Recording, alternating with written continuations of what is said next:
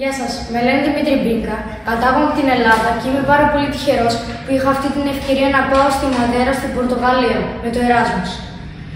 Αυτές τις τελευταίες μέρες ήταν τέλειες. Έκανα καινούριους φίλους, πήγαμε γύρω από το νησί, το εκπαιδευτικό σύστημα ήταν πάρα πολύ εντυπωσιακό. Αλλά το πιο σημαντικό από όλα είναι ότι η οικογένεια του Γκονσάλο με κράτησαν κοντά τους και με φύλαξαν όλες αυτές τις μέρες. Αυτά από μένα. Olá, sou Gonçalo e quis falar sobre esta experiência dos Erasmus, que eu já fiz 2 vezes, uma foi para a Bélgica, agora a segunda para a Grécia. Eu estive a acolher o Dimitri, é um grego. A minha experiência favorita durante esta semana toda que acolhi o Dimitri